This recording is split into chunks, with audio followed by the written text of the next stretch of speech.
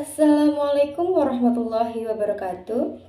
Perkenalkan, nama saya Zulendini Juniarti dengan NIM A1B1211021, Program Studi Pendidikan Bahasa dan Sastra Indonesia, Fakultas Keguruan dan Ilmu Pendidikan Universitas Jambi.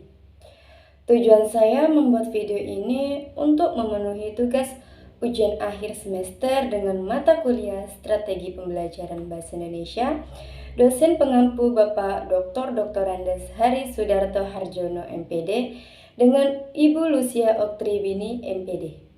Pengalaman saya dalam mengikuti pembelajaran strategi pembelajaran bahasa Indonesia sangat berkesan karena metode yang digunakan secara berkelompok. Setiap minggunya, masing-masing kelompok membuat makalah sesuai dengan materi yang sudah dibagikan. Strategi pembelajaran adalah cara-cara yang dipilih untuk menyampaikan materi pelajaran dalam lingkungan pengajaran tertentu, meliputi sifat, lingkup, dan urutan kegiatan yang dapat memberi pengalaman belajar kepada siswa. Adapun 12 jenis strategi pembelajaran, yang pertama yaitu strategi pembelajaran memori. Strategi pembelajaran memori merupakan salah satu strategi pembelajaran di mana strategi pembelajaran mempunyai pengertian suatu garis besar haluan untuk bertindak dalam usaha pencapaian sasaran yang telah ditentukan. Jika dihubungkan dengan belajar mengajar, strategi pembelajaran bisa diartikan sebagai pola-pola umum kegiatan guru dan anak didik dalam perwujudan kegiatan belajar mengajar untuk mencapai tujuan yang telah digariskan. Yang kedua yaitu strategi kognitif. Strategi kognitif merupakan kemampuan internal yang terorganisasi sehingga dapat membantu peserta didik dalam proses belajar, berpikir, memecahkan suatu permasalahan, dan mengambil keputusan. Sehingga semua tujuan pembelajaran dapat tercapai baik ranah kognitif, afektif, dan psikomotornya. Yang ketiga yaitu strategi metakognitif.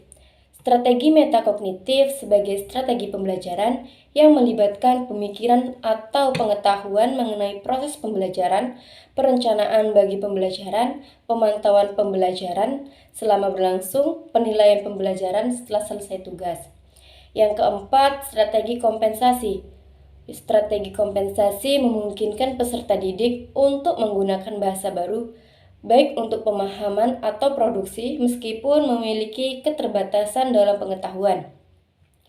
Strategi kompensasi dimaksudkan untuk menebus repertoar atau pembendaharaan bahasa yang dimiliki oleh seseorang atau masyarakat yang memadai dalam tata bahasa khususnya kosakata.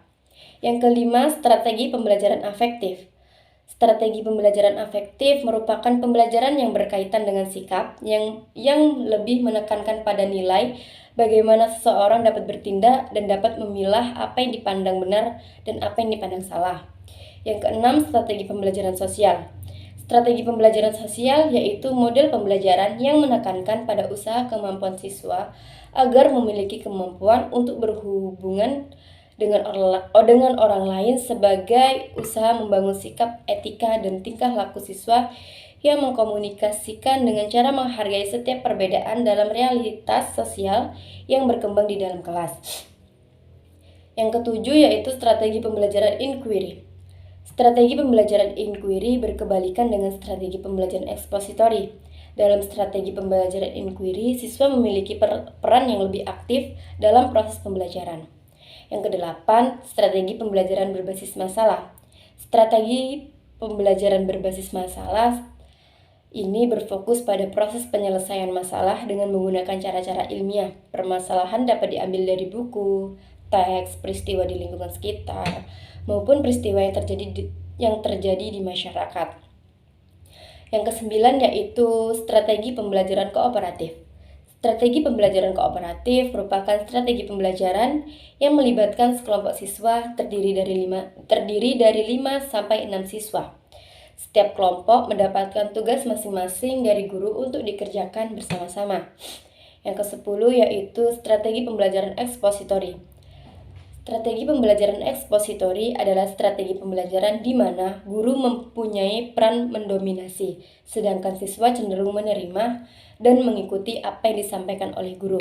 Yang ke-11 yaitu strategi pembelajaran kontekstual. Strategi pembelajaran kontekstual adalah sebuah strategi pembelajaran yang menekankan pada proses keterlibatan siswa dalam menemukan materi yang dipelajari dan diharapkan mampu menghubungkan dengan peristiwa atau permasalahan yang ada dalam kehidupan nyata.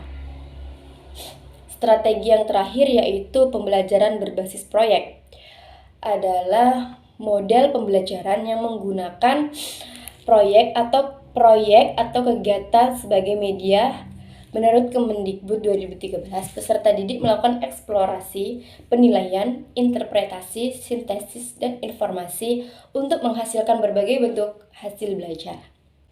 Perkuliahan strategi pembelajaran, kelas reguler A mendapat jadwal pada pukul 14.25 hingga 17.45. Dengan jadwal yang sore, seringkali kami sudah merasa capek dan jenuh. Tetapi evolusi bisa membuat kami tidak jenuh karena ketika mengajar diselingi dengan game atau permainan lain. Setelah Lebaran, pembelajaran jadi berpindah ke online. Di sini terdapat kendala yaitu sinyal dan kurang paham dengan materi yang dijelaskan. Manfaat strategi pembelajaran bagi mahasiswa yaitu terbiasa belajar dengan perencanaan yang disesuaikan dengan kemampuan diri sendiri, serta pengalamannya sendiri sehingga dapat memacu prestasi. Berdasarkan kecepatan belajarnya dengan optimal, serta dapat mencapai hasil belajar yang efektif dan efisien. Pentingnya mata kuliah strategi pembelajaran dapat mempengaruhi keterampilan mengajar mahasiswa sebagai calon guru untuk menerapkan keterampilan mengajarnya di sekolah tertentu, yakni dengan pelaksanaan praktek pengalaman lapangan atau PPL. Mata kuliah strategi mempunyai pengaruh positif terhadap keterampilan mengajar mahasiswa. Sekian video dari saya. Jika ada kata-kata yang salah, saya mohon maaf. Saya akhiri. Wabillahi taufiq wal hidayah. Wassalamualaikum warahmatullahi wabarakatuh.